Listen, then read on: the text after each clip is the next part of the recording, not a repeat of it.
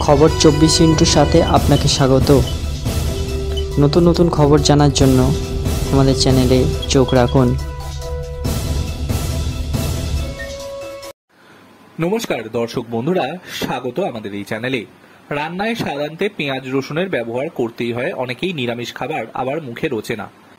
এতদিন পেঁয়াজের দামের ঝাঁঝেই চোখে জল আসছিল মধ্যবিত্তের। এবার রসুন কেনার আগে সতর্ক হন, না হলে খাবারের স্বাদ বাড়ার বদলে আপনার দাঁত ভেঙে যাবে। আর পেটে গেলে তো হাসপাতালেও ছুটতে হতে পারে। ভাবছেন কেন? কারণ বাজার ছেয়ে গিয়েছে এক নতুন ধরনের রসুন, সিমেন্ট রসুন। কামড় দিলেই ভেঙে যাবে দাঁত। কি হচ্ছে জানুন।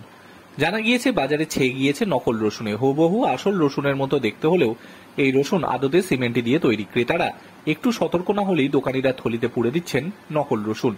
এতে ওজনও বেড়ে যাচ্ছে, ফলে ন্যায্য দাম দিয়েও কম রসুন পাচ্ছেন ক্রেতারা। সম্প্রতি সোশ্যাল মিডিয়ায় ভাইরাল হয়েছে একটি ভিডিও, যেখানে নকল রসুন বিক্রির বিষয়টি উঠে এসেছে।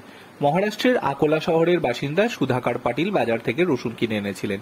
সবজি রান্নার সময় স্ত্রী রসুন কাটতে গিয়ে দেখেন যে কিছুতেই কোয়া আলাদা হচ্ছে না। এরপর ছুরি দিয়ে জোরে চাপ দিতেই তার একটি অংশ ভেঙে যায়। দেখা যায় ভেতরটা পুরোটাই সিমেন্ট। এরপরই তার ভিডিও করে সোশ্যাল মিডিয়ায় পোস্ট করেন এবং বাকিদের এই সিমেন্ট রসুন কেনা থেকে সতর্ক করেন। প্রসঙ্গত, এই মুহূর্তে রসুনের দাম আকাশ ছুঁয়েছে।